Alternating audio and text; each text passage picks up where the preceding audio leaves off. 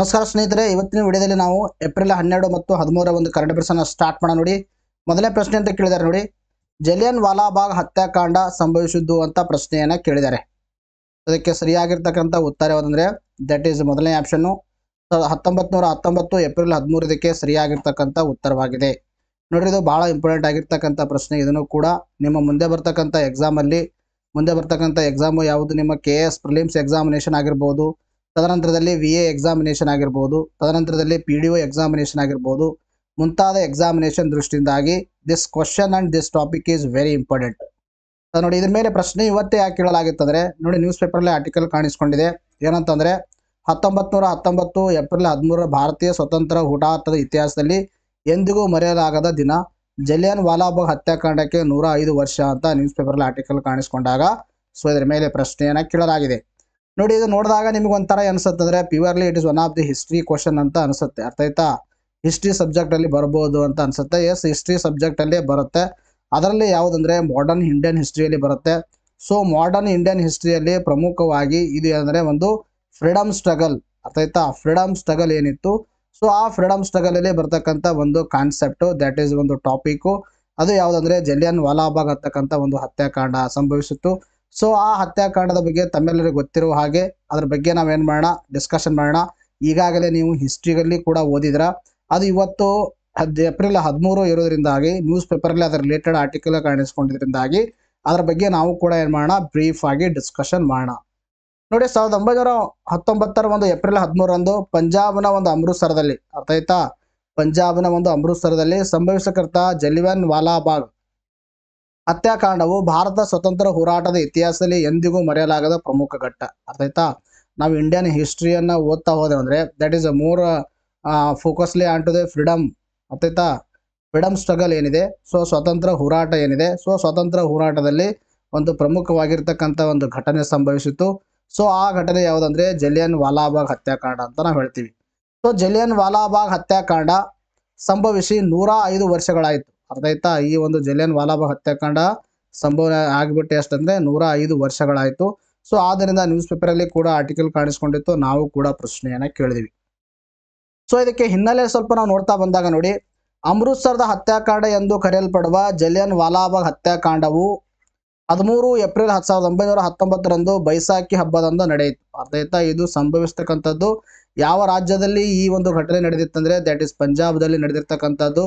ಪಂಜಾಬ್ದಲ್ಲಿ ಪ್ರಮುಖವಾಗಿರ್ತಕ್ಕಂಥ ಯಾವ ಸ್ಥಳ ಅಂದ್ರೆ ದಟ್ ಈಸ್ ಪರ್ಟಿಕ್ಯುಲರ್ಲಿ ಅಂದ್ರೆ ಅಮೃತಸರ್ ಅಂತಕ್ಕಂಥ ಸ್ಥಳದಲ್ಲಿ ಈ ಒಂದು ಜಲಿಯನ್ ವಾಲಾಬಾಗ್ ಅಂತಕ್ಕಂಥ ಹತ್ಯಾಕಾಂಡ ಸಂಭವಿಸಿತು. ಸೊ ಅದು ಆಗಿರ್ತಕ್ಕಂಥ ಡೇಟು ನಿಮ್ಮ ಎಕ್ಸಾಮ್ ಅಲ್ಲಿ ಸುಮಾರು ಬಾರಿ ಕೇಳಿದ್ದಾರೆ. ಅರ್ಥ ಆಯ್ತಾ? FD ದಲ್ಲಿ ಕೇಳಿದ್ದಾರೆ, SD ದಲ್ಲಿ ಕೇಳಿದ್ದಾರೆ, PSI ಎಕ್ಸಾಮಿನೇಷನ್ ಅಲ್ಲಿ ಕೇಳಿದ್ದಾರೆ. ಅರ್ಥ ಆಯ್ತಾ? ಜಲಿಯನ್ ವಾಲಾಬಾಗ್ ಹತ್ಯಾಕಾಂಡ ಸಂಭವಿಸ್ತಕ್ಕಂಥ ಡೇಟ್ ಯಾವುದಂದ್ರೆ 13 ಏಪ್ರಿಲ್ 1919 ಪಂಜಾಬ್ನ ಅಮೃತಸರದ ಜಲಿಯನ್ ವಾಲಾಬಾಗ್ನಲ್ಲಿ ಈ ಹಬ್ಬವನ್ನು ಆಚರಿಸಲು ಮತ್ತು ಭಾರತ ಪರ ಸ್ವತಂತ್ರ ನಾಯಕರಾಗಿರ್ತಕ್ಕಂಥ ಡಾಕ್ಟರ್ ಸೈಫುದ್ದೀನ್ ಕಿಚಲು ಮತ್ತು ಸತ್ಯಪಾಲ್ ಮಲಿಕ್ ಅವರ ಬಂಧನವನ್ನು ವಿರೋಧಿಸಿ ಶಾಂತಿಯುತ ಹೋರಾಟ ನಡೆಸಲು ಜನರು ದೊಡ್ಡ ಗುಂಪು ಜಮಾಯಿಸಿತು. ಅರ್ಥ ಆಯ್ತಾ? ಏನಾಯ್ತಂದ್ರೆ ಈ ಪಂಜಾಬ್ನ ಒಂದು ಅಮೃತಸರದ 3 ಪರ್ಟಿಕ್ಯುಲರ್ಲಿ ಜಲಿಯನ್ ವಾಲಾಬಾಗ್ ಅಂತಕ್ಕಂಥ ಸ್ಥಳ, ಆ ಸ್ಥಳದಲ್ಲಿ ಈ ಒಂದು ಬೈಸಾಖಿ ಹಬ್ಬವನ್ನ ಆಚರಣೆ ಮಾಡಲು ಜೊತೆಗೆ ಸೈಫುದ್ದೀನ್ ಕಿಚಲು ಮತ್ತು ಸತ್ಯಪಾಲ್ ಅವರನ್ನ ಅರೆಸ್ಟ್ ಮಾಡಲಾಗಿತ್ತು. ಬ್ರಿಟಿಷರು ಏನ್ ಮಾಡಿದ್ರು, ಅರೆಸ್ಟ್ ಮಾಡಿದ್ರು ವಿತೌಟ್ ಅವರಿಗೆ ಏನು ವಾರೆಂಟ್ ಅನ್ನ ಕೊಡದೆ ಮತ್ತು ರೀಸನ್ ಅನ್ನ ಕೊಡದೆ ಅವರಿಗೆ ಅರೆಸ್ಟ್ ಅನ್ನು ಮಾಡಲಾಗಿತ್ತು. ಸೊ ಯಾಕೆ ಅವರಿಗೆ ವಾರೆಂಟ್ ಅನ್ನ ಕೊಡದೆ ಮತ್ತು ಅವರಿಗೆ ರೀಸನ್ ಅನ್ನ ಕೊಡದೆ ಅರೆಸ್ಟ್ ಮಾಡಿದಿರಿ ಅಂತಕ್ಕಂಥ ವಿರೋಧವನ್ನವಾಗಿ ಜೊತೆಗೆ ಜಲಿಯನ್ ವಾಲಾಬಾಗ್ ಸಂದರ್ಭದಲ್ಲಿ ಬೈಸಾಖಿ ಹಬ್ಬವನ್ನ ಸೆಲೆಬ್ರೇಟ್ ಮಾಡಲಾಗ್ತಾ ಇತ್ತು. ಸೊ ಎರಡು ಉದ್ದೇಶದಿಂದಾಗಿ ಅಲ್ಲಿ ಜನ ಏನಾಗಿತ್ತು ಅಂದ್ರೆ ಬಹಳ ಜಮವಾಗಿತ್ತು.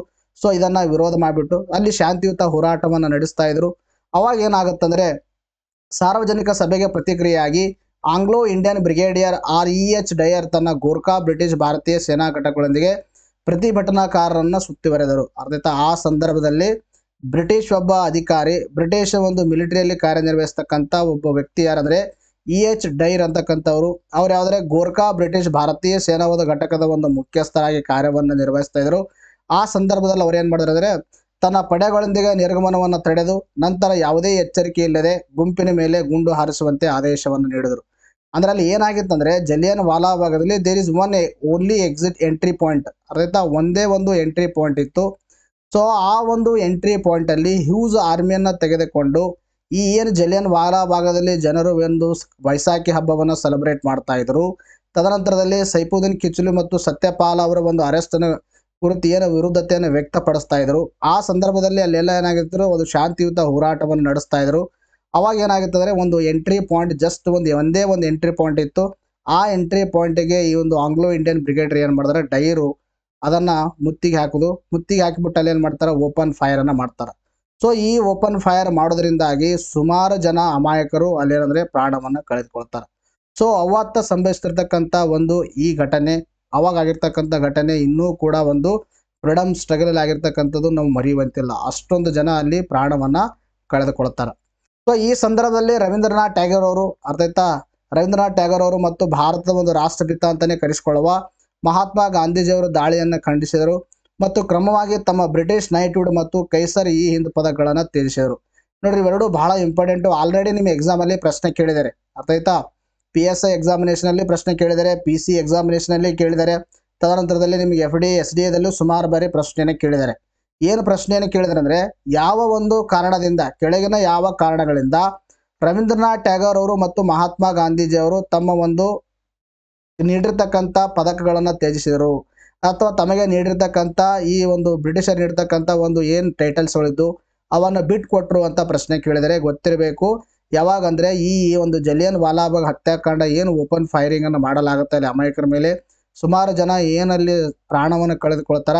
ಸೊ ಆ ಒಂದು ಹಿಂಸಾತ್ಮಕ ಘಟನೆಯನ್ನು ತಲೆಗಿಟ್ಟುಕೊಂಡು ರವೀಂದ್ರನಾಥ್ ಟ್ಯಾಗೋರ್ ಅವರು, ಮಹಾತ್ಮ ಗಾಂಧೀಜಿಯವರು ಕೊಟ್ಟಿರ್ತಕ್ಕಂಥ ಬ್ರಿಟಿಷ್ ನೈಟ್ಹುಡ್ ಅಂತಕ್ಕಂಥದ್ದು, ತದನಂತರದಲ್ಲಿ ಕೈಸರಿ ಹಿಂದ್ ಪದಕಗಳನ್ನು ತ್ಯಾಜ್ಯ ಮಾಡ್ತಾರೆ.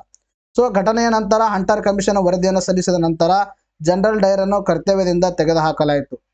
ಅರ್ಥ, ಈ ಘಟನೆ ಯಾಕಾಯಿತು ಅದನ್ನು ಇನ್ವೆಸ್ಟಿಗೇಷನ್ ಮಾಡೋಗೋಸ್ಕರ ಒಂದು ಕಮಿಷನನ್ನು ಎಸ್ಟಾಬ್ಲಿಷ್ಮೆಂಟ್ ಮಾಡಲಾಗುತ್ತೆ. ಅರ್ಥ ಆಯ್ತಾ, ಒಂದು ಕಮಿಷನ್ ಎಸ್ಟಾಬ್ಲಿಷ್ಮೆಂಟ್ ಮಾಡುತ್ತೆ. ಸೊ ಯಾಕಂದರೆ ಯಾಕೆ ಆ ಒಂದು ಫೈರಿಂಗನ್ನು ಮಾಡಲಾಯಿತು, ಸೊ ಯಾರ ಕಡೆ ಕಾರಣ ಇದೆ, ಏನು ಹೋರಾಟ ಮಾಡೋರ ಕಡೆ ಕಾರಣ ಇದೆನೋ, ಅಥವಾ ಫೈರಿಂಗ್ ಮಾಡಿರ್ತಕ್ಕಂಥ ಆ ಒಂದು ಮಿಲಿಟರಿ ಮ್ಯಾನ್ ಕಡೆ ಒಂದು ತಪ್ಪಿದೆ ಅನ್ನೋಕ್ಕಂಥದ್ದನ್ನು ಇನ್ವೆಸ್ಟಿಗೇಟಿಂಗ್ ಮಾಡೋಗೋಸ್ಕರ ಹಂಟರ್ ಕಮಿಷನನ್ನು ಸ್ಥಾಪನೆ ಮಾಡಲಾಯಿತು. ಸೊ ಇದನ್ನು ಕೂಡ ಇಂಪಾರ್ಟೆಂಟು, ನಿಮ್ಮ ಎಕ್ಸಾಮಲ್ಲಿ ಕೇಳಿದರೆ ಕೆಳಗಳಲ್ಲಿ ಯಾವುದು ಜಲಿಯನ್ ವಾಗ್ ಇನ್ವೆಸ್ಟಿಗೇಟಿಂಗ್ ಮಾಡೋಗೋಸ್ಕರ ಒಂದು ಕಮಿಷನನ್ನು ಸ್ಥಾಪನೆ ಮಾಡಲಾಯಿತು ಅಂತ ಕೇಳಿದರೆ that is Hunter commission. Hunter commission ಎರಡಿದಾವೆ ನೋಡಿ. ಹಂಟರ್ ಕಮಿಷನ್ ಒಂದು ಎಜುಕೇಷನ್ ರಿಲೇಟೆಡ್ ಇದೆ. ಸೊ ಹಂಟರ್ ಕಮಿಷನ್ ಇನ್ನೊಂದು ಜಲಿಯನ್ ವಾಲಾಬಾಗ್ ಒಂದು ಇನ್ವೆಸ್ಟಿಗೇಷನ್ ಮಾಡೋಗೋಸ್ಕರ ಸ್ಥಾಪನೆ ಮಾಡಿರ್ತಕ್ಕಂಥ ಕಮಿಷನ್ ಅಂತಕ್ಕಂಥದ್ದು ತಮ್ಮ ತಲೆಯಲ್ಲಿ ಇರಬೇಕು. ಸೊ ಅದರಲ್ಲಿ ಕೊಟ್ಟಿರ್ತಕ್ಕಂಥ ಆಪ್ಷನ್ಗಳ ಮುಖಾಂತರ ಯಾವುದು ಸರಿ ಯಾವುದು ತಪ್ಪು ನೀವು ನೋಡಿಬಿಟ್ಟು ಆಪ್ಷನ್ಗಳನ್ನು ನೋಡಿಬಿಟ್ಟು ಟಿಕ್ಕನ್ನು ಮಾಡಬೇಕಾಗತ್ತೆ. ನೋಡಿರಿ, ನೆಕ್ಸ್ಟ್ ಪ್ರಶ್ನೆ ಏನು ಕೇಳಿದ್ರೆ ಅಂದರೆ, ಕೆಳಗಿನ ಯಾವ ಒಪ್ಪಂದವು ವಿಶ್ವ ವ್ಯಾಪಾರ ಸಂಘಟನೆಗೆ ಸಂಬಂಧಿಸಿವೆ ಅಂತ ಪ್ರಶ್ನೆಯನ್ನು ಕೇಳಿದರೆ. ವಿಶ್ವ ವ್ಯಾಪಾರ ಸಂಘಟನೆ ಅಂದರೆ ಇಂಗ್ಲೀಷ್ನಲ್ಲಿ WTO ಅಂತ ಹೇಳ್ತೀವಿ, ವರ್ಲ್ಡ್ ಟ್ರೇಡ್ ಆರ್ಗನೈಜೇಷನ್ ಅಂತ ಹೇಳ್ತೀವಿ. ಯಾವ್ಯಾವ ಇದಕ್ಕೆ ಸಂಬಂಧಪಟ್ಟಿವೆ ಅಂದರೆ, ಸೊ ಇದಕ್ಕೆ ಕೊಟ್ಟಿರ್ತಕ್ಕಂಥ ಆಪ್ಷನ್ಗಳ ಮುಖಾಂತರ ಮೇಲಿನ ಎಲ್ಲವೂ ಇದಕ್ಕೆ ಸರಿಯಾಗಿರ್ತಕ್ಕಂಥ ಉತ್ತರವಾಗಿದೆ. ಅರ್ಥ ಆಯ್ತಾ. ಗ್ಯಾಡ್ಸು ಕೂಡ ಸಂಬಂಧಪಟ್ಟಿದೆ, ಅಂದರೆ GATT ವ್ಯತ್ಯಾಸ ಇದೆ ಎರಡಕ್ಕೂ, ನಾನು ಹೇಳ್ತೀನಿ ನಿಮಗೆ, ಅರ್ಥ ಆಯ್ತಾ. ತದನಂತರದಲ್ಲಿ ಟ್ರಿಮ್ಸು ಇವುಗಳು ಕೂಡ ಒಂದು ವಿಶ್ವ ವ್ಯಾಪಾರ ಸಂಘಟನೆಗೆ ಸಂಬಂಧಪಟ್ಟಿರ್ತಕ್ಕಂಥ ಒಪ್ಪಂದಗಳಾಗಿವೆ. ಅರ್ಥ, ಎಕ್ಸಾಮಲ್ಲಿ ಈ ಥರ ಪ್ರಶ್ನೆಗಳು ಸುಮಾರು ಬಾರಿ ಕೇಳಿದ್ದಾರೆ. ಹಾಗಾದರೆ ನಾನು ಇವತ್ತೇ ನಿಮಗೆ ವಿಶ್ವ ವ್ಯಾಪಾರ ಸಂಘಟನೆಗೆ ಸಂಬಂಧಪಟ್ಟಿರ್ತಕ್ಕ ಪ್ರಶ್ನೆಯನ್ನು ಯಾಕೆ ಕೇಳಿದ್ದೀನಿ ಅಂದರೆ, ನೋಡಿ ಏನಾಗುತ್ತೆ ಅಂದರೆ, world trade organization that is ವಿಶ್ವ ವ್ಯಾಪಾರ ಸಂಘಟನೆ ಅಂತಕ್ಕಂಥದ್ದು ಒಂದು ವರದಿಯನ್ನು ಬಿಡುಗಡೆ ಮಾಡಿದೆ. ಸೊ ಆ ವರದಿ ಏನಂದರೆ ಗ್ಲೋಬಲ್ ಟ್ರೇಡ್ ಔಟ್ಲುಕ್ ಮತ್ತು ಅಂಕಿಅಂಶಗಳ ವರದಿ. ಅರ್ಥದ ಗ್ಲೋಬಲ್ ಟ್ರೇಡ್ ಔಟ್ಲುಕ್ ವರದಿಯನ್ನು ಯಾರು ಬಿಡುಗಡೆ ಮಾಡ್ತಾರ ಅಂತ ನಿಮ್ಮ ಎಕ್ಸಾಮಲ್ಲಿ ಡೈರೆಕ್ಟ್ ಆಗಿ ಕೇಳ್ಬೋದು. ಸೊ ಅವಾಗ ಹೇಳಬೇಕೇನಂದರೆ, ಗ್ಲೋಬಲ್ ಟ್ರೇಡ್ ಔಟ್ಲುಕ್ ವರದಿ ಯಾರು ಬಿಡುಗಡೆ ಮಾಡ್ತಂದ್ರೆ ವರ್ಲ್ಡ್ ಟ್ರೇಡ್ ಆರ್ಗನೈಜೇಷನ್ ಬಿಡುಗಡೆ ಮಾಡುತ್ತೆ. ಭಾರತವು ಈ ಒಂದು ಡಿಜಿಟಲ್ ವಿತರಣಾ ಸೇವೆಗಳಲ್ಲಿ 4ನೇ ಅತಿ ದೊಡ್ಡ ರಫ್ತುದಾರನಾಗಿದೆ. ಅರ್ಥ ಆಯ್ತಾ. ಡಿಜಿಟಲ್ ಡೆಲಿವರಿ ಸರ್ವಿಸಸ್, ಅರ್ಥ ಆಯ್ತಾ, ಸರ್ವಿಸ್ ಡೆಲಿವರಿ ಅಂತ ಹೇಳ್ತೀವಿ. ಒಂದು ಡಿಜಿಟಲ್ ವಿತರಣಾ ಸೇವೆಗಳಲ್ಲಿ ಎಷ್ಟನೇ ಸ್ಥಾನದಲ್ಲಿದೆ, 4ನೇ ಸ್ಥಾನದಲ್ಲಿದೆ. ಸೇವೆಗಳಲ್ಲಿನ ಅಂತಾರಾಷ್ಟ್ರೀಯ ವ್ಯಾಪಾರದಲ್ಲಿ ದೇಶದ ಪಾಲು 5ನೇ ಒಂದು ಭಾಗಕ್ಕಿಂತ ಹೆಚ್ಚಿದೆ. ಅರ್ಥ ಆಯ್ತಾ. ಸೇವೆಗಳಲ್ಲಿ ಸರ್ವಿಸಸ್ಗಳಲ್ಲಿ ಏನಾಗಿದೆ, ಇನ್ಕ್ರೀಸ್ ಆಗಿದೆ. ಆಮೇಲೆ ಡಿಜಿಟಲ್ ಸರ್ವಿಸ್ ಡೆಲಿವರಿಯಲ್ಲಿ ಕೂಡ ಏನಾಗಿದೆ, ಇನ್ಕ್ರೀಸ್ ಆಗಿರ್ತಕ್ಕಂಥದ್ದು. 4ನೇ ಅತಿ ದೊಡ್ಡ ರಫ್ತುದಾರ ಭಾರತವಾಗಿ ಹೊರಹೊಮ್ಮಿದೆ ಅಂತಕ್ಕಂಥದ್ದು ವರ್ಲ್ಡ್ ಟ್ರೇಡ್ ಆರ್ಗನೈಜೇಷನ್ ಏನು ಮಾಡಿದೆ, ಇತ್ತೀಚೆಗೆ ವರದಿಯನ್ನು ಬಿಡುಗಡೆ ಮಾಡಿದೆ. ಅದಲ್ಲದೆ 2023ರಲ್ಲಿ ಭಾರತ ಡಿಜಿಟಲ್ ವಿತರಣಾ ಸೇವೆಗಳ ರಫ್ತುಗಳನ್ನು 257 ಬಿಲಿಯನ್ ಎಂದು ಅಂದಾಜಿಸಲಾಗಿದೆ. ಇದು ಹಿಂದಿನ ವರ್ಷಕ್ಕಿಂತ 17% ಏನಾಗಿದೆ, ಇನ್ಕ್ರೀಸ್ ಆಗಿದೆ. ಡಿಜಿಟಲ್ ವಿತರಣಾ ಸೇವೆಗಳು ಕಂಪೇರಿಂಗ್ ವಿತ್ 2023 2023ಗೆ ಕಂಪೇರ್ ಮಾಡಿದಾಗ $257 ಬಿಲಿಯನ್ ಗಿಂತಲೂ ಹೆಚ್ಚಾಗಿದೆ. ಪರ್ಸೆಂಟೇಜ್ದಲ್ಲಿ ಲೆಕ್ಕ ಹಾಕಿದ್ರೆ 17% ಏನಾಗಿದೆ, ಡಿಜಿಟಲ್ ವಿತರಣಾ ಸೇವೆಗಳ ರಫ್ತು ಭಾರತದಿಂದ ಹೆಚ್ಚಾಗಿರ್ತಕ್ಕಂಥದ್ದು. ಈ ಬೆಳವಣಿಗೆಯಿಂದಾಗಿ ಶ್ರೇಯಾಂಕದಲ್ಲಿ ಜರ್ಮನಿ ಹಿಂದಿಕ್ಕಲು ಭಾರತ ಏನಾಗಿದೆ, ಅವಕಾಶವನ್ನು ಮಾಡಿಕೊಟ್ಟಿದೆ. ಅರ್ಥ ಆಯ್ತು ಏನಂದ್ರೆ ಜರ್ಮನಿಯನ್ನು ನಾವು ಹಿಂದಕ್ಕಿದೀವಿ, ಆದರೆ ಇನ್ನೂ ಯುನೈಟೆಡ್ ಸ್ಟೇಟ್ಸ್, ಯುನೈಟೆಡ್ ಕಿಂಗ್ಡಮ್ ಮತ್ತು ಐರ್ಲೆಂಡ್ಗಿಂತ ಹಿಂದೆ ಇದೀವಿ. ಅರ್ಥ what it does indicates, it indicates the India in the 4th state, ಅಂದ್ರೆ 4th ರ್ಯಾಂಕ್ ಅಲ್ಲಿ ಇದೆ ಇಂಡಿಯಾ. ಸೊ ಇಂಡಿಯಾಕ್ಕಿಂತ ಮುಂದೆ ಇರತಕ್ಕಂಥ ಒಂದು ದೇಶಗಳು ಯಾವುವು ಅಂದ್ರೆ United States, United Kingdom, Ireland ಅಂತಕ್ಕಂಥ ದೇಶಗಳು. ಇದರಲ್ಲಿ ಡಿಜಿಟಲ್ ವಿತರಣಾ ಸೇವೆಗಳ ಒಂದು ರಫ್ತಿನಲ್ಲಿ ಭಾರತ ಎಷ್ಟನೇ ಸ್ಥಾನ ಪಡೆದುಕೊಂಡಿದೆ, 4ನೇ ಸ್ಥಾನ ಪಡೆದುಕೊಂಡಿದೆ. ಲಾಸ್ಟ್ ವರ್ಷಕ್ಕಿಂತ ಕಡಿಮೆ ಆಗಿದೆನೋ ಹೆಚ್ಚಾಗಿದೆ, ಇನ್ಕ್ರೀಸ್ ಆಗಿದೆ. ಎಷ್ಟು ಇನ್ಕ್ರೀಸ್ ಆಗಿದೆ, 17% ಇನ್ಕ್ರೀಸ್ ಆಗಿದೆ. ಅರ್ಥ. ಹಾಗಾದ್ರೆ ನಾವು ಯಾವ ದೇಶವನ್ನ ಹಿಂದಾಕಿದೆ ಅಂದ್ರೆ that is Germany in case of digital ವಿತರಣಾ ಸೇವೆಗಳಿಗೆ ಸಂಬಂಧಪಟ್ಟ ಹಾಗೆ. ಯಾರು ಬಿಡುಗಡೆ ಮಾಡಿದ್ದು ಒಳಗೆ WTO ಯಾವ ವರದಿ, that is global trade outlook ಅಂತಕ್ಕಂಥ ಒಂದು ವರದಿ. ಈ ವರದಿ ಬಿಡುಗಡೆ ಮಾಡಿರ್ತಕ್ಕಂಥದ್ದು ವರ್ಲ್ಡ್ ಟ್ರೇಡ್ ಆರ್ಗನೈಸೇಷನ್. ಅದಕ್ಕೆ ಸಂಬಂಧಪಟ್ಟಿರ್ತಕ್ಕಂಥ ಕೆಲವೊಂದು ಪ್ರಮುಖ ಅಂಶಗಳನ್ನು ನಾನು ಇಲ್ಲಿ ಪ್ರೊವೈಡ್ ಮಾಡಿದ್ದೀನಿ. ಸೊ ಇದೆಷ್ಟೇ ಓದ್ರೆ ಸಾಲದು, ನಮ್ಮ ಎಕ್ಸಾಮ್ ಅಲ್ಲಿ ಇದರ ಹಿನ್ನೆಲೆ ಇರತಕ್ಕಂಥ ಪ್ರಶ್ನೆಗಳನ್ನು ಕೂಡ ಕೇಳ್ತಾರೆ. ವರ್ಲ್ಡ್ ಟ್ರೇಡ್ ಆರ್ಗನೈಸೇಷನ್ ಬಗ್ಗೆ ಸುಮಾರು ಬಾರಿ ಕೇಳಿದರೆ. ಸೊ ವಿಶ್ವ ವ್ಯಾಪಾರ ಸಂಘಟನೆ ಬಗ್ಗೆ ಯಾವಾಗ ಸ್ಥಾಪನೆ ಆಯಿತು, ಯಾವ ಅಗ್ರಿಮೆಂಟ್ ಮುಖಾಂತರ ಸ್ಥಾಪನೆ ಆಯಿತು, ಮತ್ತು ಅದರ ಒಂದು ಅದಕ್ಕೆ ಸಂಬಂಧಪಟ್ಟಿರ್ತಕ್ಕಂಥ ಒಪ್ಪಂದಗಳು ಯಾವುವು, ಸೊ ಅವುಗಳ ಬಗ್ಗೆ ಇನ್ ಡೀಟೇಲ್ ಆಗಿ ನಾವು ಇವತ್ತಿನ ಕ್ಲಾಸಲ್ಲಿ ಸ್ಟಡಿ ಮಾಡೋಣ. ನೋಡ್ರಿ, ವಿಶ್ವ ವ್ಯಾಪಾರ ಸಂಘಟನೆ that is world trade organization ಅಂತ ಹೇಳ್ತೀವಿ. ನೋಡ್ರಿ, ವರ್ಲ್ಡ್ ಟ್ರೇಡ್ ಆರ್ಗನೈಸೇಷನ್ ಇದು ಉರುಗ್ವೆ ಸುತ್ತಿನ ಮಾತುಕತೆ ತೀರ್ಮಾನದಂತೆ 1995 ಜನವರಿ 1ರಂದು ಇದು ಜಾರಿಗೆ ಬಂದಿದೆ. ಅರ್ಥಾಯ್ತಾ, ಇದು ಜಾರಿಗೆ ಬಂದದ್ದು ಅಥವಾ ಸ್ಥಾಪನೆಯಾಗಿದ್ದು, ಅರ್ಥಾಯ್ತಾ, ಸ್ಥಾಪನೆಯಾಗಿದ್ದು ಯಾವಾಗ ಅಂತ ಕೇಳ್ತಾರೆ ಎಕ್ಸಾಮ್ ಅಲ್ಲಿ. ಸ್ಥಾಪನೆಯಾಗಿದ್ದು 1995 ಜನವರಿ 1. This fact we have to remember. ಅರ್ಥ, ಈ ಫ್ಯಾಕ್ಟ್ ನಿಮ್ಮ ಎಕ್ಸಾಮ್ ಅಲ್ಲಿ ಸುಮಾರು ಬಾರಿ ಕೇಳಿದ್ದಾರೆ. ಅರ್ಥಾಯ್ತಾ, ವಿಶ್ವ ವ್ಯಾಪಾರ ಸಂಘಟನೆ ಯಾವಾಗ ಸ್ಥಾಪನೆ ಆಯ್ತಂದ್ರೆ 1995 ಜನವರಿ 1. ಇದನ್ನ ಅಂತಾರಾಷ್ಟ್ರೀಯ ಕಾವಲು ನಾಯಿ ಅಂತ ಕರಿತೀವಿ. ವ್ಯಾಪಾರದ ಕಾವಲು ನಾಯಿ, ಅಂತಾರಾಷ್ಟ್ರೀಯ ವ್ಯಾಪಾರದ ಕಾವಲು ನಾಯಿ ಅಂತ ನಾವು ಎದಕ್ಕೆ ಕರಿತೀವಿ, ವಿಶ್ವ ವ್ಯಾಪಾರ ಸಂಘಟನೆಗೆ ಕರೆಯಲಾಗುತ್ತೆ. ಸೊ ಈ ಒಂದು ವಿಶ್ವ ವ್ಯಾಪಾರ ಸಂಘಟನೆ ಸ್ಥಾಪನೆಯಾಗಿದ್ದು ಆಕ್ಚುಲಿ 1995 ಜನವರಿ 1ರಲ್ಲಿ. ಸೊ ಈ ಸಂಸ್ಥೆಗಿಂತಲೂ ಮುಂಚಿತವಾಗಿ ಯಾವುದಾದ್ರೂ ಸಂಸ್ಥೆ ಇದಾವೋ ಇಲ್ವೋ ಅಂತಕ್ಕಂಥ ಪ್ರಶ್ನೆ ಬರುತ್ತೆ. ನೋಡಿ, ಈ ಸಂಸ್ಥೆಗಿಂತಲೂ ಮುಂಚಿತವಾಗಿ ದೇರ್ ಈಸ್ ಒನ್ ಅಗ್ರಿಮೆಂಟ್. ಅರ್ಥ ಆಯ್ತಾ, ಒಂದು ಅಗ್ರಿಮೆಂಟ್ ಇತ್ತು, ಒಂದು ಒಪ್ಪಂದವಿತ್ತು. ಅದು ಏನ್ ಮಾಡ್ತಾ ಇತ್ತು, ರೂಲ್ ಮಾಡ್ತಾ ಇತ್ತು ಏನಂದ್ರೆ ವಿಶ್ವ ವ್ಯಾಪಾರದ ಬಗ್ಗೆ. ಅದು ಯಾವುದಂದ್ರೆ ಗ್ಯಾಟ್ಸ್ ಅಂತ ಹೇಳ್ತೀವಿ ನಾವು. ಅರ್ಥ, ಗ್ಯಾಟ್ ಅಂದ್ರೆ ಏನಂದ್ರೆ general agreement on tariff and trade ಅಂತ ಹೇಳ್ತೀವಿ. General agreement on tariffs and trade ಅಂತಕ್ಕಂಥದ್ದು ಮೊದಲು ಇತ್ತು. ಇದು 1948ರಲ್ಲಿ ಜಾರಿಗೆ ಬಂದಿತ್ತು. ಸೊ ಇದು ಏನ್ ಮಾಡ್ತಿತ್ತು ಅಂದ್ರೆ ಅವಾಗ ವರ್ಲ್ಡ್ ಅಲ್ಲಿ ಇರ್ತಕ್ಕಂಥ ಈ ಒಂದು ವ್ಯಾಪಾರ ಏನೇನ್ ಮಾಡ್ತಾ ಇತ್ತು, ರೆಗ್ಯುಲೇಟ್ ಮಾಡ್ತಾ ಇತ್ತು. ಸೊ ಈ ಒಂದು ಅಗ್ರಿಮೆಂಟ್ ಬದಲಿಗೆ, ಈ ಸಂಸ್ಥೆಯ ಬದಲಿಗೆ ಯಾವುದಂದ್ರೆ ವಿಶ್ವ ವ್ಯಾಪಾರ ಸಂಘಟನೆ ಅಂತಕ್ಕಂಥದ್ದು 1995ರಲ್ಲಿ ಸ್ಥಾಪನೆ ಮಾಡಲಾಯಿತು. ನೋಡ್ರಿ, ಈ ಒಂದು WTOದ ಒಂದು ಸಚಿವರ ಮಟ್ಟದ ಸಮ್ಮೇಳನ ನಡೆಯುತ್ತೆ. ಅದು ಎಷ್ಟು ವರ್ಷಕ್ಕೆ ಒಂದು ಬಾರಿ ನಡೆಯುತ್ತೆ ಅಂದ್ರೆ ಪ್ರತಿ 2 ವರ್ಷಕ್ಕೊಂದು ಬಾರಿ ಈ ಒಂದು WTOದ ಒಂದು ಸಮ್ಮೇಳನ ನಡೆಯುತ್ತೆ. ಸೊ ಇದರ ಒಂದು 12ನೇ ಸಭೆಯಲ್ಲಿ ಅಂದ್ರೆ ನೂರ್ ಸುಲ್ತಾನ್ ಎಲ್ಲಿದೆ ಅಂದ್ರೆ ಕಜಾಕಿಸ್ತಾನದಲ್ಲಿ ಇರ್ತಕ್ಕಂಥ ಒಂದು ಪ್ಲೇಸು. ಸೊ ಆ ಪ್ಲೇಸ್ ಅಲ್ಲಿ 12ನೇ ಲಾಸ್ಟ್ ಟೈಮ್ ಸಭೆ ಆಗಿತ್ತು. ಇನ್ನ 13ನೇ ಸಭೆ ಯಾವ ದೇಶದಲ್ಲಿ ಅಂದ್ರೆ UAE ಅಲ್ಲಿ ಆಗಿದೆ. ಸೊ UAE ಅಂದ್ರೆ ಯುನೈಟೆಡ್ ಅರಬ್ ಎಮಿರೇಟ್ಸ್ ಅಂತ ಹೇಳ್ತೀವಿ. ಭಾರತವು ಇದರ ಒಂದು ಸಂಸ್ಥಾಪಕ ರಾಷ್ಟ್ರಗಳಲ್ಲಿ ಒಂದಾಗಿದೆ. This is very important. ಅರ್ಥ ಆಯ್ತಾ, ನಾನು ಯಾಕೆ ಇಂಪಾರ್ಟೆಂಟ್ ಅಂತ ನಮಗೆ ಹೇಳ್ತಾ ಇದ್ದೀನಿ ಅಂದ್ರೆ ನಿಮ್ಮ ಮುಂದೆ ಬರ್ತಾ ಒಂದು ಏನ್ ನೀವು ಎಕ್ಸಾಮಿನೇಷನ್ ಅನ್ನು ಬರಿತಾ ಇದ್ರಿ, KS ಎಕ್ಸಾಮಿನೇಷನ್. ಸೊ ಆ KS ಎಕ್ಸಾಮಿನೇಷನ್ ಅಲ್ಲಿ ನಿಮಗೆ ಪ್ರಿಲಿಮ್ಸ್ ಅಲ್ಲಿ, ಅರ್ಥ ಆಯ್ತಾ, ಪ್ರಿಲಿಮ್ಸ್ ಅಲ್ಲಿ ಇಂಥ ಪ್ರಶ್ನೆಗಳನ್ನ ಕೇಳ್ತಾರೆ, statement based.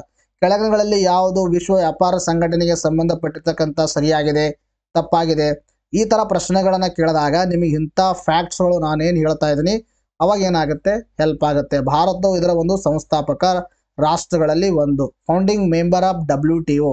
India is one of the founding member of WTO. ಹಾಗಾದ್ರೆ ಫೌಂಡಿಂಗ್ ಮೆಂಬರ್ ಅಂದ್ರೆ ಯಾವಾಗ ವಿಶ್ವ ವ್ಯಾಪಾರ ಸಂಘಟನೆ ಸ್ಥಾಪನೆ ಆಯಿತು ಆವಾಗವೇ ಸದಸ್ಯತ್ವನ ಪಡೆದಿರಬೇಕು. ಸೊ ಅದಕ್ಕೆ ನಾವೇನು ಕರಿತೀವಿ, ಫೌಂಡಿಂಗ್ ಮೆಂಬರ್ಸ್ ಅಂತ ಹೇಳ್ತೀವಿ. ಸೊ ಭಾರತ 1995 ಜನವರಿ 1ರಂದು ಸದಸ್ಯತ್ವವನ್ನು ಪಡೆದುಕೊಂಡಿದೆ. ಅವಾಗಲೇ WTO ಸ್ಥಾಪನೆಯಾಗಿದೆ. ಅರ್ಥ ಆಯ್ತಾ. ಹಾಗಾದ್ರೆ WTOದ ಕೇಂದ್ರ ಕಚೇರಿ ಎಲ್ಲಿ ಕಂಡು ಬರುತ್ತೆ ಅಂದ್ರೆ Geneva. Where is Geneva? Geneva is located in Switzerland ಕಂಡು ಬರ್ತಕ್ಕಂಥ ಪ್ಲೇಸು. ಅಲ್ಲಿ ಇದರ ಒಂದು ಕೇಂದ್ರ ಕಚೇರಿ ಕಂಡು ಬರುತ್ತೆ. ಬಹಳ ಇಂಪಾರ್ಟೆಂಟ್ ಆಗಿರ್ತಕ್ಕಂಥ ಇನ್ಫಾರ್ಮೇಶನ್ ನಾನು ಏನು ಹೇಳ್ತಾ ಇದ್ದೀನಿ, ಇವೆಲ್ಲ ಫ್ಯಾಕ್ಟ್ಸ್ಗಳು ಎಕ್ಸಾಮ್ ಅಲ್ಲಿ ಕೇಳಿದ್ದಾರೆ. ನಿಮ್ಮ PSI ಎಕ್ಸಾಮ್ದಲ್ಲಿ ಕೇಳಿದ್ದಾರೆ, PC ದಲ್ಲಿ ಕೇಳಿದ್ದಾರೆ, ಆಮೇಲೆ ನಿಮ್ಮ KS ಎಕ್ಸಾಮಿನೇಷನಲ್ಲಿ ಕೇಳಿದ್ದಾರೆ, ಮುಂದೆ ಬರ್ತಕ್ಕಂಥ PDO ಎಕ್ಸಾಮಿನೇಷನಲ್ಲಿ ಕೇಳ್ತಾರ. ಆಮೇಲೆ ಯಾರು ನೀವು ತಲಾಟಿ ಅಥವಾ VA ಎಕ್ಸಾಮಿನೇಷನ್ ಅರ್ಥಾತ್ ವಿಲೇಜ್ ಅಕೌಂಟೆಂಟ್ ಎಕ್ಸಾಮಿನೇಷನ್ ಯಾರು ಬರಿತಾ ಇದ್ದೀರಿ, ಸೊ ಅವು ಎಕ್ಸಾಮ್ಗಳಿಗೆಲ್ಲ ಕೂಡ ಇದು ಇಂಪಾರ್ಟೆಂಟ್ ಆಗಿರ್ತಕ್ಕಂಥ ಫ್ಯಾಕ್ಟ್ಸ್ಗಳಿವೆಲ್ಲ.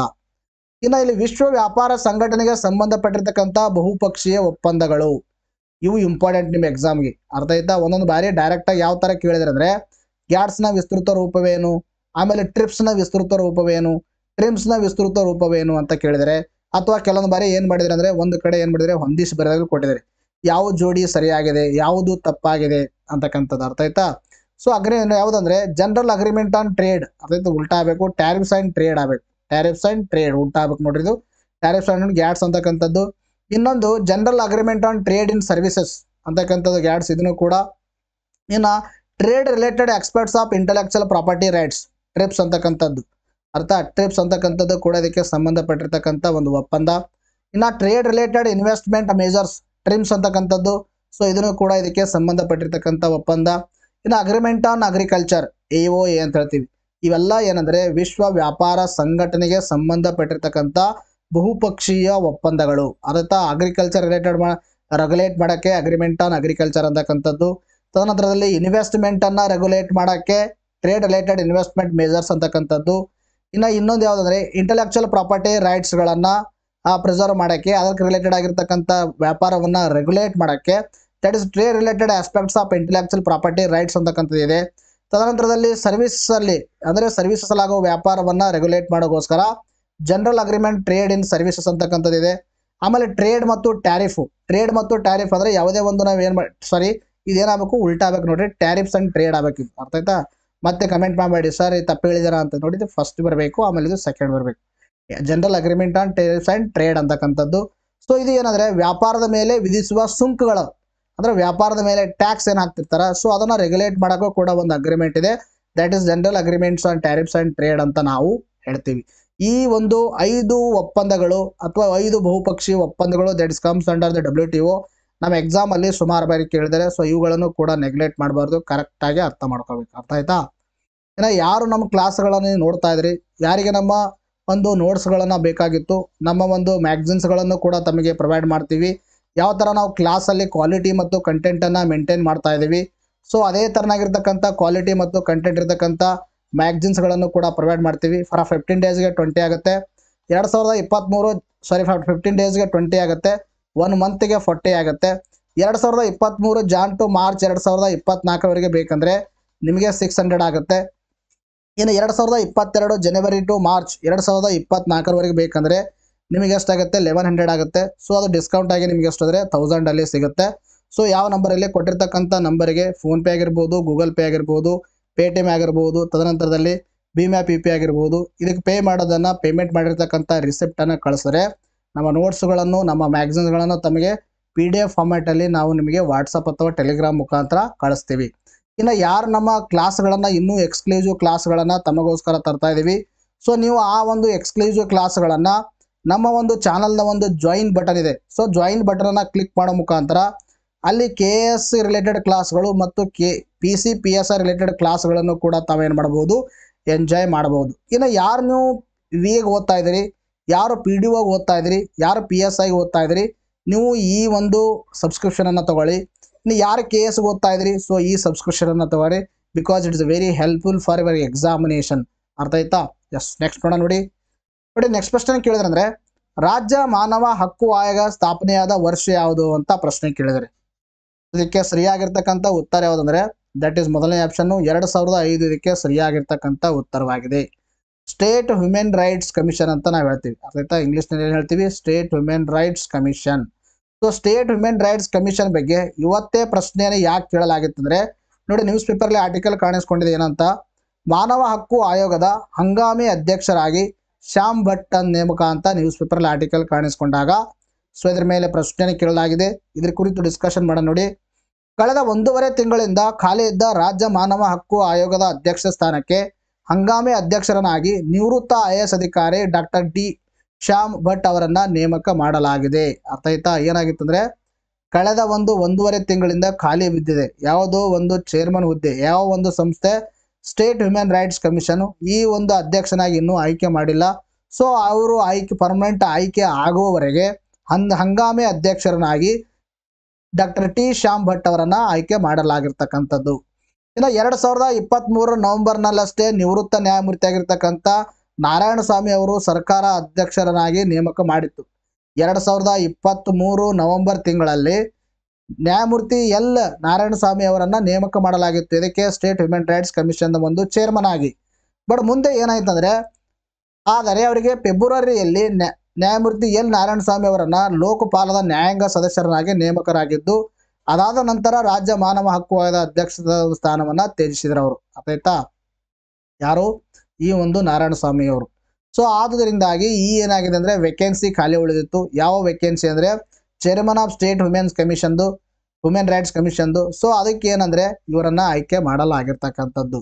ಸೊ ಇಷ್ಟೇ ಹೋದ್ರೆ ಸಾಲದು. So state human rights commission ಅಂದ್ರೆ ಏನು, ಇದು ಯಾವಾಗ ಸ್ಥಾಪನೆ ಆಯಿತು, ಯಾವ ಕಾಯ್ದೆ ಮುಖಾಂತರ ಸ್ಥಾಪನೆ ಆಯಿತು, ಇದರ ಕೇಂದ್ರ ಕಚೇರಿ ಎಲ್ಲಿ ಕಂಡು ಬರುತ್ತೆ, ಸೊ ಇದ್ರ ಬಗ್ಗೆನೂ ಕೂಡ ನಾವು ಡಿಸ್ಕಷನ್ ಮಾಡಬೇಕು. ಸೊ ಮಾಡಲಿಲ್ಲ ಅಂದ್ರೆ ನ್ಯೂಸು ಅಪರಿಪೂರ್ಣವಾಗುತ್ತೆ.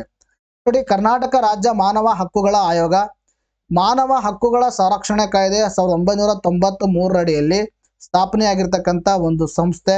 ಈ ಸಂಸ್ಥೆ ಸ್ಥಾಪನೆಯಾಗಿದ್ದು ದಿನಾಂಕ 25/7/2007ರಲ್ಲಿ. ಸೊ ಇಲ್ಲಿ ನಾನು ಆಪ್ಷನ್ ಕೊಡುವಾಗ ನಿಮಗೆ 2005 ಅಂತ ಟಿಕ್ ಮಾಡಿದ್ದೀನಿ. ನೋಡಿ, ಇದು 2007. ಅರ್ಥಾತ್ 3ನೇ ಆಪ್ಷನ್ ಸರಿಯಾಗಿರ್ತಕ್ಕಂಥದ್ದು. 2007ರಂದು ಸ್ಥಾಪನೆಯಾಗಿರ್ತಕ್ಕಂಥದ್ದು ಯಾವುದು? ರಾಜ್ಯ ಮಾನವ ಹಕ್ಕುಗಳ ಆಯೋಗ. ಅರ್ಥಾತ್ ರಾಜ್ಯ ಮಾನವ ಹಕ್ಕುಗಳ ಆಯೋಗ ಸ್ಥಾಪನೆಯಾಗಿದ್ದು 25/7/2007. ಅರ್ಥಾತ್ 25/7/2007ರಂದು ಸ್ಥಾಪನೆಯಾಗಿದ್ದು, ನಾಟ್ 2005. ಅರ್ಥ 2005 ಅಲ್ಲ, 2007 ಅಲ್ಲಿ ಸ್ಥಾಪನೆ ಆಗಿರ್ತಕ್ಕಂಥ ಸಂಸ್ಥೆ. ಇದು ಒಂದು ಸ್ಮಾಲ್ ತಿದ್ದುಪಡಿಯನ್ನು ಮಾಡ್ಕೊಳ್ಳಿ, ಸ್ವಲ್ಪ ಮಿಸ್ಟೇಕ್ ಆಗಿದೆ ಟೈಪಿಂಗ್ ಮಾಡುವಾಗ. ಇದರ ಕೇಂದ್ರ ಕಚೇರಿ ಎಲ್ಲಿ ಕಂಡು ಬರುತ್ತಂದ್ರೆ ಬೆಂಗಳೂರಲ್ಲಿದೆ. ಅರ್ಥಾತ್ ರಾಜ್ಯ ಮಾನವ ಹಕ್ಕುಗಳ ಆಯೋಗದ ಕೇಂದ್ರ ಕಚೇರಿ ಬೆಂಗಳೂರಲ್ಲಿ. ನೋಡಿ, ನೆಕ್ಸ್ಟ್ ಪ್ರಶ್ನೆ ಕೇಳಿದ್ರೆ ಅಂದ್ರೆ, ಚಂದ್ರನ ದಕ್ಷಿಣ ಧ್ರುವದಲ್ಲಿ ಸಾಫ್ಟ್ ಲ್ಯಾಂಡಿಂಗ್ ಮಾಡಿದ ಮೊದಲ ದೇಶ ಯಾವುದು ಅಂತ ಪ್ರಶ್ನೆ ಕೇಳಿದರೆ, ಅದಕ್ಕೆ ಸರಿಯಾಗಿರ್ತಕ್ಕಂಥ ಉತ್ತರ ಭಾರತ. ಇದಕ್ಕೆ ಸರಿಯಾಗಿರ್ತಕ್ಕಂಥ ಉತ್ತರವಾಗಿದೆ. ಸೊ ಎಲ್ಲರಿಗೆ ಗೊತ್ತಿರುವ ಹಾಗೆ ಭಾರತ ಏನಂದ್ರೆ ಚಂದ್ರಯಾನ 1, ತದನಂತರದಲ್ಲಿ ಚಂದ್ರಯಾನ 2 ಆದ್ಮೇಲೆ ಚಂದ್ರಯಾನ 3 ಏನ್ ಮಾಡಿತ್ತು, ಲಾಂಚ್ ಮಾಡಿತ್ತು. ಸೊ ಚಂದ್ರಯಾನ 3 ಏನಾಗಿದೆ, ಸಕ್ಸಸ್ಫುಲ್ಲಿ ಲ್ಯಾಂಡ್ ಆಯಿತು. ಸೊ ಸಕ್ಸಸ್ಫುಲ್ಲಿ ಲ್ಯಾಂಡ್ ಆಗೋ ಮುಖಾಂತರ ಭಾರತ ಏನಂದ್ರೆ ಒಂದು ಇತಿಹಾಸವನ್ನ ಸೃಷ್ಟಿ ಮಾಡಿತ್ತು. ಸೊ ಆ ಇತಿಹಾಸ ಏನಂದ್ರೆ ಚಂದ್ರನವನ್ನು ದಕ್ಷಿಣ ಧ್ರುವದಲ್ಲಿ, ಅರ್ಥಾತ್ ಚಂದ್ರನ ದಕ್ಷಿಣ ಧ್ರುವದಲ್ಲಿ ಸಾಫ್ಟ್ ಲ್ಯಾಂಡಿಂಗ್ ಮಾಡಿದ ವಿಶ್ವದ ಮೊದಲ ದೇಶ ಯಾವುದಂದ್ರೆ ದಟ್ ಈಸ್ ಭಾರತ ಅಂತ ಹೇಳ್ತೀವಿ. ಸೊ ಇದು ಚಂದ್ರಯಾನ 3 ಬಗ್ಗೆ ನಾನು ಈಗಾಗಲೇ ಸುಮಾರು 2-3 ಕ್ಲಾಸ್ಗಳಲ್ಲಿ ನಿಮಗೆ ಡಿಸ್ಕಷನ್ ಮಾಡಿದ್ದೀನಿ. ಸೊ ಅದ್ರ ಬಗ್ಗೆ ನಾನು ಈಗ ಡಿಸ್ಕಷನ್ ಮಾಡಲ್ಲ. ಬಟ್ ಯಾಕೆ ನಾನು ಇದ್ರ ಮೇಲೆ ಪ್ರಶ್ನೆ ಕೇಳಿದ್ರಿ ಅಂತಕ್ಕಂಥದ್ದು ಇಂಪಾರ್ಟೆಂಟ್. ಸೊ ಇವತ್ತೇ ಇದ್ರ ಮೇಲೆ ಯಾಕೆ ಪ್ರಶ್ನೆನ ಕೇಳಲಾಗಿತ್ತಂದ್ರೆ, ನೋಡಿ, ಚಂದ್ರಯಾನ 3 ತಂಡಕ್ಕೆ ಅಮೆರಿಕದ ಪ್ರತಿಷ್ಠಿತ ಪ್ರಶಸ್ತಿಯಾಗಿರ್ತಕ್ಕಂಥದ್ದು ಲಭ್ಯವಾಗಿದೆ ಚಂದ್ರಯಾನ 3 ತಂಡಕ್ಕೆ. ಸೊ ಆ ಒಂದು ಹಿನ್ನೆಲೆಯಿಂದಾಗಿ ನಾನು ಇವತ್ತು ಇದ್ರ ಮೇಲೆ ಪ್ರಶ್ನೆಯನ್ನ ಕೇಳಿದ್ದೀನಿ. ಸೊ ಇದ್ರ ಬಗ್ಗೆ ಡಿಸ್ಕಷನ್ ಮಾಡ್ತಾ ಹೋಗೋಣ. ನೋಡಿ, ಚಂದ್ರನ ದಕ್ಷಿಣ ಧ್ರುವದ ಮೇಲೆ ಯಶಸ್ವಿಯಾಗಿ ನೌಕೆ ಇಳಿಸಿದ ಭಾರತೀಯ ಬಾಹ್ಯಾಕಾಶ ಸಂಶೋಧನಾ ಸಂಸ್ಥೆ, ದಟ್ ಈಸ್ ಇಸ್ರೋ ಅಂತ ಹೇಳ್ತೀವಿ. ಇಸ್ರೋ ಚಂದ್ರಯಾನ 3 ತಂಡಕ್ಕೆ ಅಮೆರಿಕದ ಒಂದು ಪ್ರತಿಷ್ಠಿತ ಜಾನ್ ಎಲ್ ಜಾಕ್ ಸ್ವಿಗೇಟ್ ಪ್ರಶಸ್ತಿ ಗೌರವಿಸಲಾಯಿತು. ಅರ್ಥಾಯ್ತಾ, ಚಂದ್ರಯಾನ 3 ತಂಡಕ್ಕೆ ಅಮೆರಿಕದ ಒಂದು ಪ್ರತಿಷ್ಠಿತ ಪ್ರಶಸ್ತಿ, ಸೊ ಜಾನ್ ಎಲ್ ಜಾಕ್ ಸ್ವಿಗೇಟ್ ಅಂತಕ್ಕಂಥ ಪ್ರಶಸ್ತಿ, ಈ ಪ್ರಶಸ್ತಿಯನ್ನು ನೀಡಿ ಗೌರವಿಸಲಾಗಿದೆ. ಭಾರತೀಯ ಒಂದು ದೂತವಾಸ ಕಚೇರಿ ಅಂದ್ರೆ ಅಂಬಾಸಡರ್, ಇಲ್ಲಿ ಭಾರತದ ಒಂದು ಏನು ಕಚೇರಿಗಳು ಇರ್ತಾವಲ್ಲ ವಿದೇಶದಲ್ಲಿ, ಅವಕ್ಕೆ ದೂತವಾಸ ಕಚೇರಿ ಅಂತ ಹೇಳ್ತೀವಿ. ಭಾರತೀಯ ದೂತವಾಸ ಕಚೇರಿ ಹಿರಿಯ ಅಧಿಕಾರಿಯಾಗಿರ್ತಕ್ಕಂಥ DC ಮಂಜುನಾಥ್ ಇಸ್ರೋ ಪರವಾಗಿ ಅವರು ಪ್ರಶಸ್ತಿಯನ್ನು ಸ್ವೀಕರಿಸಿದರು. ಚಂದ್ರನ ದಕ್ಷಿಣ ಧ್ರುವದ ಮೇಲೆ ನೌಕೆ ಇಳಿಸಿದ ಮೊದಲ ದೇಶ ಎಂಬ ಹಿರಿಮೆಗೆ ನಮ್ಮ ಹೆಮ್ಮೆಯ ಭಾರತ ಪಾತ್ರವಾಗಿರ್ತಕ್ಕಂಥದ್ದು. ಸೊ ಇಷ್ಟು ಫ್ಯಾಕ್ಟ್ ಗೊತ್ತಿರಬೇಕು ನಿಮಗೆ. ಎಕ್ಸಾಮಲ್ಲಿ ಈಗಾಗಲೇ ನಾನು ಹೇಳಿದ್ದೀನಿ ಚಂದ್ರಯಾನ ಬಗ್ಗೆ ಯಾವಾಗ ಯೂಸ್ ಮಾಡಿರ್ತಕ್ಕಂಥ ಪೇಲೋಡ್ಸ್ಗಳೇನು, ಆಮೇಲೆ ಯಾವ ದೇಶಗಳು ಮೊದಲು ಇಳಿಸಿದವೆ, ಆಮೇಲೆ ಇತರ ಹೆಸರುಗಳಿಂದ ಯಾವ ದೇಶಗಳು ಚಂದ್ರಯಾನವನ್ನು ಲಾಂಚ್ ಮಾಡಿದವೆ. We already discuss in previous ಕ್ಲಾಸಲ್ಲಿ ನಾನು ಎಲ್ಲವನ್ನ ನಿಮಗೆ ಹೇಳಿದ್ದೀನಿ. ಬಟ್ ಈ ಫ್ಯಾಕ್ಟು ತಮಗೆ ಗೊತ್ತಿರಬೇಕು. ಈಗ ನೆಕ್ಸ್ಟ್ ಪ್ರಶ್ನೆ ಅಂತ ಕೇಳಿದ್ರೆ, 2027ರ ಏಕದಿನ ಕ್ರಿಕೆಟ್ ವಿಶ್ವಕಪ್ ಆತಿಥ್ಯ ವಹಿಸುವ ದೇಶಗಳು ಯಾವುವು ಅಂತ ಪ್ರಶ್ನೆ ಕೇಳಿದ್ದಾರೆ. ಸೊ ಇದಕ್ಕೆ ಸರಿಯಾಗಿರ್ತಕ್ಕಂಥ ಉತ್ತರ ಯಾವುದಂದ್ರೆ ದಟ್ ಈಸ್ 4ನೇ ಆಪ್ಷನ್. ಮೇಲಿನ ಎಲ್ಲವೂ ಇದಕ್ಕೆ ಸರಿಯಾಗಿರ್ತಕ್ಕಂಥ ಉತ್ತರವಾಗಿದೆ. ಆಯ್ತಾ, 2027ರಲ್ಲಿ ಏಕದಿನ ಕ್ರಿಕೆಟ್ ವಿಶ್ವಕಪ್ ನಡೆಯಲಿದೆ. ಸೊ ಏಕದಿನ ಕ್ರಿಕೆಟ್ ವಿಶ್ವಕಪ್ ನಡೆಯೋದು ದಕ್ಷಿಣ ಆಫ್ರಿಕಾದಲ್ಲಿ ನಡೆಯುತ್ತೆ, ಜಿಂಬಾಬ್ವೆದಲ್ಲಿ ನಡೆಯುತ್ತೆ ಮತ್ತು ನಮೀಬಿಯಾದಲ್ಲಿ ನಡೆಯುತ್ತೆ. ಈ 3 ದೇಶಗಳು ಈ ಒಂದು ಏಕದಿನ ಕ್ರಿಕೆಟ್ ಅನ್ನ ಹೋಸ್ಟ್ ಮಾಡಲಿದ್ದೇವೆ. ಸೊ ಇದ್ರ ಬಗ್ಗೆ ಡಿಸ್ಕಷನ್ ಮಾಡೋಣ ನೋಡಿ. 14ನೇ ಆವೃತ್ತಿ ಅಂದರೆ 2027ರಲ್ಲಿ ನಡೆಯುವ ಏಕದಿನ ಕ್ರಿಕೆಟ್ ವಿಶ್ವಕಪ್ವನ್ನು ಕೆಳಗಿನ 3 ದೇಶಗಳಲ್ಲಿ ನಡೆಯಲಿದೆ. ಆಯ್ತಾ, 3 ದೇಶಗಳು ಯಾವುವು ಅಂದರೆ ದಕ್ಷಿಣ ಆಫ್ರಿಕಾದಲ್ಲಿ ನಡೆಯುತ್ತೆ, ಜಿಂಬಾಬ್ವೆದಲ್ಲಿ ನಡೆಯುತ್ತೆ ಮತ್ತು ನಮಿಬಿಯಾದಲ್ಲಿ ನಡೆಯುತ್ತೆ. ಕಳೆದ ವರ್ಷ ತಮ್ಮೆಲ್ಲರಿಗೂ ಗೊತ್ತಿರುವ ಹಾಗೆ ಕಳೆದ ವರ್ಷ 2023ರಲ್ಲಿ ಏನು ನಡೆದಿತ್ತು ಅಂದರೆ ವಿಶ್ವಕಪ್ ನಡೆದಿತ್ತು. ಸೊ 2023ರಲ್ಲಿ ಭಾರತದಲ್ಲಿ ನಡೆದಿತ್ತು. ಅರ್ಥಾತ್ ಭಾರತ ಏನಾಗಿತ್ತು ಅಂದರೆ ಆತಿಥ್ಯವನ್ನು ವಹಿಸಿತ್ತು. ಭಾರತ ಆತಿಥ್ಯ ವಹಿಸಿದರೂ ಕೂಡ ಏನಂದರೆ ಭಾರತ ಫೈನಲ್ವರೆಗೆ ತಲುಪಿತು. ಫೈನಲ್ದಲ್ಲಿ ಆಸ್ಟ್ರೇಲಿಯಾ ಭಾರತವನ್ನು ಸೋಲಿಸಿ ಅದು ಏನಂದರೆ ಕಿರೀಟವನ್ನು ಮುಡಿಗೇರಿಸಿಕೊಂಡಿತ್ತು. ಇದು ತಮ್ಮೆಲ್ಲರಿಗೂ ಗೊತ್ತಿರತಕ್ಕಂಥ ವಿಷಯ. ಆಸ್ಟ್ರೇಲಿಯಾ ತಂಡ ಚಾಂಪಿಯನ್ ಆಗಿತ್ತು ಲಾಸ್ಟ್ ಟೈಮು. ಭಾರತ ಏನಾಗಿತ್ತು ಅಂದರೆ ರನ್ನರ್ ಅಪ್ ಆಗಿತ್ತು. ಕಳೆದ ಆವೃತ್ತಿ ಭಾರತದಲ್ಲಿ ಜರುಗಿತ್ತು. This much information have to remember. ಅಂದರೆ ವಿಶ್ವಕಪ್ ಏಕದಿನ ಕ್ರಿಕೆಟ್ ಪಂದ್ಯ ಲಾಸ್ಟ್ ಟೈಮ್ ಎಲ್ಲಿ ನಡೆದಿತ್ತು, ಇವಾಗ ಎಲ್ಲಿ ನಡೀತಾ ಇದೆ, ಆಮೇಲೆ ಲಾಸ್ಟ್ ಟೈಮ್ ಏನಾಗಿತ್ತು, ಇವೆಲ್ಲ ಸಣ್ಣ ಪುಟ್ಟ ಮಾಹಿತಿಗಳು ನಮಗೆ ಗೊತ್ತಿರಬೇಕು. ಅರ್ಥ ಕೆಲವೊಂದು ಬಾರಿ ನಿಮ್ಮ PSI ಎಕ್ಸಾಮಿನೇಷನಲ್ಲಿ, ತದನಂತರದಲ್ಲಿ PDO ಎಕ್ಸಾಮಿನೇಷನಲ್ಲಿ ಏನು ಮಾಡ್ತಾರೆ ಅಂದರೆ ಡೈರೆಕ್ಟಾಗಿ ಇಂಥ ಪ್ರಶ್ನೆಗಳನ್ನು ಕೇಳಿಬಿಡ್ತಾರೆ ಸ್ಪೋರ್ಟ್ಸ್ ಸೆಕ್ಷನ್ ಅಡಿಯಲ್ಲಿ. ಅರ್ಥ ಆಯ್ತಾ. ಸ್ವಲ್ಪ ಯಾರು ಸ್ಪೋರ್ಟ್ಸ್ ನಿಮಗೆ ಕ್ರಿಕೆಟ್ ಬಗ್ಗೆ ಫೆಮಿಲಿಯರ್ ಇರಲ್ಲ ಅವ್ರಿಗೆ ಇಂಥವೆಲ್ಲ ಕಷ್ಟ ಆಗುತ್ತೆ. ಬಟ್ ಹ್ಯಾವ್ ಟು ರಿಮೆಂಬರ್, ಇವೆಲ್ಲ ಕಲಿಬೇಕು. ಅರ್ಥ ಆಯ್ತಾ. ನೀನು ಕ್ರಿಕೆಟ್ ಬಗ್ಗೆ ಮಾಹಿತಿ ಇದ್ದವರಿಗೆ ಇವೆಲ್ಲ ಆರಾಮಾಗಿ ಅವರು ತಲೆಯಲ್ಲಿ ಉಳ್ಕೊಳ್ಳುತ್ತೆ. ಪ್ರತಿದಿನ ಡೈಲಿ ಏನು ಮಾಡಬೇಕಂದ್ರೆ ಕ್ಲಾಸ್ ಕೇಳಿ ನೋಟ್ ಡೌನ್ ಮಾಡ್ಕೊಳ್ಳಿ. ಸೊ ಯಾರು ನಿಮಗೆ ಕ್ಲಾಸ್ ಕೇಳೋಕ್ಕಾಗಲ್ಲ, ಯಾರಿಗೆ ನೋಟ್ ಡೌನ್ ಮಾಡ್ಕೊಳಕ್ಕಾಗಲ್ಲ, ಕೆಲವರು ಅಂದರೆ ಜಾಬ್ ಮಾಡ್ತಾ ಓದ್ತಾ ಇರ್ತೀರ. ಸೊ ಅಂಥವ್ರಿಗೋಸ್ಕರ ನಾವು ಮ್ಯಾಗ್ಝಿನ್ಗಳನ್ನು ಕೂಡ ಪ್ರೊವೈಡ್ ಮಾಡ್ತೀವಿ. ತಮಗೋಸ್ಕರವಾಗಿ ಜಾಯಿನ್ ಬಟನ್ ಕೂಡ ಕೊಟ್ಟಿದ್ದೀವಿ. ಅಲ್ಲಿ ನೀವು ಎಕ್ಸ್ಕ್ಲೂಸಿವ್ ಕ್ಲಾಸ್ಗಳನ್ನು ಕೂಡ ಕೇಳ್ಬೋದು. ಬಟ್ ಅದರಲ್ಲಿ ಏನಿರುತ್ತೆ ಅಂದರೆ ಸ್ವಲ್ಪ ಪೇಯ್ಡ್ ಸಬ್ಸ್ಕ್ರಿಪ್ಷನನ್ನು ನೀವು ತಗೋಬೇಕಾಗುತ್ತೆ. ಎಸ್, ನೆಕ್ಸ್ಟ್ ನೋಡೋಣ ನೋಡಿ. ನೆಕ್ಸ್ಟ್ ಪ್ರಶ್ನೆ ಏನು ಕೇಳಿದ್ರೆ ಅಂದರೆ PLS 1 ಪತ್ರಿಕೆ ಪ್ರಕಾರ ಸೈಬರ್ ಅಪರಾಧ ಬೆದರಿಕೆಯಲ್ಲಿ ಪ್ರಥಮ ಸ್ಥಾನ ಪಡೆದ ದೇಶ ಯಾವುದು ಅಂತ ಕೇಳಿದ್ದಾರೆ. ಅದಕ್ಕೆ ಸರಿಯಾಗಿರ್ತಕ್ಕಂಥ ಉತ್ತರ ದಟ್ ಈಸ್ ಮೊದಲನೇ ಆಪ್ಷನ್ನು ರಷ್ಯಾ ಇದಕ್ಕೆ ಸರಿಯಾಗಿರ್ತಕ್ಕಂಥ ಉತ್ತರವಾಗಿದೆ. ನೋಡ್ರಿ, ಇದನ್ನು ಕೂಡ ಬಹಳ ಇಂಪಾರ್ಟೆಂಟ್ ಆಗಿರ್ತಕ್ಕಂಥ ಪ್ರಶ್ನೆ. ಅರ್ಥ ಆಯ್ತಾ. ಸೈಬರ್ ಅಪರಾಧ ಬೆದರಿಕೆ, ಅರ್ಥ ಆಯ್ತಾ. ಸೈಬರ್ ಅಪರಾಧ ಬೆದರಿಕೆಯಲ್ಲಿ ರಷ್ಯಾ ಪ್ರಥಮ ಸ್ಥಾನ ಪಡೆದಿದೆ. ನೋಡ್ರಿ, ಅಷ್ಟೊಂದು ವರ್ಸ್ಟ್ ಅಂತ ಅರ್ಥ. ಅಷ್ಟೊಂದು ಸೈಬರ್ ಅಟ್ಯಾಕ್ಗಳು ರಷ್ಯಾದಲ್ಲಿ ಆಗುತ್ತೆ. ಇದ್ರ ಮೇಲೆ ಪ್ರಶ್ನೆ ಯಾಕೆ ಕೇಳಲಾಗಿದೆ ಅಂದರೆ ನೋಡಿ, ನ್ಯೂಸ್ ಪೇಪರಲ್ಲಿ ಆರ್ಟಿಕಲ್ ಕಾಣಿಸ್ಕೊಂಡಿದೆ ಏನಂತ. ಜಾಗತಿಕ ಸೈಬರ್ ಕ್ರೈಮ್ ಸೂಚ್ಯಂಕ ರಷ್ಯಾಕ್ಕೆ ಅಗ್ರಸ್ಥಾನ, ಭಾರತಕ್ಕೆ 10ನೇ ಸ್ಥಾನ ಅಂತ ನ್ಯೂಸ್ ಪೇಪರಲ್ಲಿ ಆರ್ಟಿಕಲ್ ಕಾಣಿಸ್ಕೊಂಡಾಗ ಸೊ ಇದ್ರ ಮೇಲೆ ಪ್ರಶ್ನೆಯನ್ನ ಕೇಳಲಾಗಿದೆ. ಸೊ ಇದ್ರ ಕುರಿತು ಡಿಸ್ಕಷನ್ ಮಾಡೋಣ ನೋಡಿ. ಜಾಗತಿಕ ಸೈಬರ್ ಅಪರಾಧ ಬೆದರಿಕೆಯ ಸೂಚ್ಯಂಕ ಪಟ್ಟಿಯಲ್ಲಿ ರಷ್ಯಾ ಅಗ್ರಸ್ಥಾನ ಪಡೆದಿದೆ. ರಷ್ಯಾ ಪ್ರಥಮ ಸ್ಥಾನವನ್ನು ಪಡೆದಿದೆ. ರಷ್ಯಾದ ನಂತರ ರಷ್ಯಾದ ಪಕ್ಕದಲ್ಲೇ ಇರ್ತಕ್ಕಂಥ ದೇಶ ಉಕ್ರೇನ್ 2ನೇ ಸ್ಥಾನ ಪಡೆದಿದೆ. 3ನೇ ಸ್ಥಾನದಲ್ಲಿ ಚೀನಾ ಇದೆ. 4ನೇ ಸ್ಥಾನದಲ್ಲಿ USA ಇದೆ. ಇನ್ನು ಭಾರತ ಎಷ್ಟನೇ ಸ್ಥಾನದಲ್ಲಿದೆ ಅಂದರೆ 10ನೇ ಸ್ಥಾನದಲ್ಲಿದೆ. ಅಂದ್ರೆ ಭಾರತದಲ್ಲೂ ಕೂಡ ವರ್ಸ್ಟ್ ಇದೆ ಅಂತಾನೆ ಅರ್ಥ. ಆಯ್ತಾ. ಟಾಪ್ 10ರಲ್ಲಿ ಇದೀವಿ ನಾವು ಈ ಒಂದು ಸೈಬರ್ ಬೆದರಿಕೆಯಲ್ಲಿ. ಈ ವರದಿಯನ್ನ PLS 1 ಅಂತಕ್ಕಂಥ ಪತ್ರಿಕೆ ಪ್ರಕಟ ಮಾಡಿದೆ. ಅದಕ್ಕೆ ಇದನ್ನು ಕೂಡ ಗೊತ್ತಿರಬೇಕು. ಆಮೇಲೆ ಯಾವುದು ಫಸ್ಟ್ ಯಾವುದು ಸೆಕೆಂಡು, ಭಾರತದ ಸ್ಥಾನ, ಇಷ್ಟು ಮಾಹಿತಿ ಗೊತ್ತಿದ್ರೆ ಸಾಕು. ಎಸ್, ನೆಕ್ಸ್ಟ್ ನೋಡ ನೋಡಿ. ನೆಕ್ಸ್ಟ್ ಏನಿದೆ ಒನ್ಲೈನ್ಸ್ ಇದಾವೆ. ಮೊದಲನೇ ಪ್ರಶ್ನೆ ನೋಡಿ. ಇತ್ತೀಚೆಗೆ ಯಾವ ದೇಶವು ಸಮುದ್ರ ಮಾರ್ಗಗಳ ಮೂಲಕ ರಷ್ಯಾದ ಕಚ್ಚಾ ತೈಲದ ಪ್ರಾಥಮಿಕ ಆಮದುದಾರನಾಗಿ ಭಾರತ ಹಿಂದಿಕ್ಕಿದೆ ಅಂತ ಪ್ರಶ್ನೆ ಕೇಳಿದರೆ ಅದಕ್ಕೆ ಸರಿಯಾಗಿರ್ತಕ್ಕಂಥ ಉತ್ತರ ಚೀನಾ. ಇತ್ತೀಚೆಗೆ ಯಾವ ಬಾಹ್ಯಾಕಾಶ ಸಂಸ್ಥೆಯು ಚಂದ್ರನಿಗೆ ಸಮನ್ವಯಗೊಂಡ ಚಂದ್ರನ ಸಮಯ ಎಂಬ ಸಮಯದ ಮಾನದಂಡವನ್ನು ಸ್ಥಾಪಿಸಲು ನಿರ್ಧರಿಸಲಾಗಿದೆ ಅಂತ ಪ್ರಶ್ನೆ ಕೇಳಿದರೆ ಅದಕ್ಕೆ ಸರಿಯಾಗಿರ್ತಕ್ಕಂಥ ಉತ್ತರ NASA is the right answer. Canara bank ಇತ್ತೀಚೆಗೆ ಸ್ಟಾರ್ಟ್ಅಪ್ಗಳಿಗೆ ಹಣಕಾಸು ನೆರವು ನೀಡಲು ಯಾವ ಸಂಸ್ಥೆಯೊಂದಿಗೆ MOUಗೆ ಸಹಿ ಹಾಕಿದೆ ಅಂತ ಪ್ರಶ್ನೆ ಕೇಳಿದರೆ ಅದಕ್ಕೆ ಸರಿಯಾಗಿರ್ತಕ್ಕಂಥ ಉತ್ತರ IIT ಬಾಂಬೆ. ಇತ್ತೀಚೆಗೆ ಬುದ್ಧಿಮಾಂದ್ಯತೆ ಕುರಿತು ಬ್ರಿಟನ್ನ ಸಂಶೋಧನಾ ತಂಡದ ಭಾಗವಾಗಲು ಯಾರು ಆಯ್ಕೆಯಾಗಿದ್ದಾರೆ ಅಂತ ಪ್ರಶ್ನೆ ಕೇಳಿದರೆ ಅದಕ್ಕೆ ಸರಿಯಾಗಿರ್ತಕ್ಕಂಥ ಉತ್ತರ Ashwini Keshavan is the right answer. ಇತ್ತೀಚೆಗೆ ಸುದ್ದಿಯಲ್ಲಿ ಕಂಡುಬರುವ CDP ಸುರಕ್ಷಾ ವೇದಿಕೆ ಪ್ರಾಥಮಿಕ ಉದ್ದೇಶವೇನು ಅಂತ ಪ್ರಶ್ನೆ ಕೇಳಿದರೆ ಅದಕ್ಕೆ ಸರಿಯಾಗಿರ್ತಕ್ಕಂಥ ಉತ್ತರ ತೋಟಗಾರಿಕೆ ರೈತರಿಗೆ ಸಹಾಯಧನವನ್ನು ವಿತರಿಸುವುದು. ಎಸ್ ಸ್ನೇಹಿತರೆ, ಇವತ್ತಿಗೆ ವಿಡಿಯೋನ ಮುಗಿಸೋಣ. ಮುಂದಿನ ಕ್ಲಾಸ್ನಲ್ಲಿ ಭೇಟಿಯಾಗೋಣ. Thank you friends, take care, bye bye.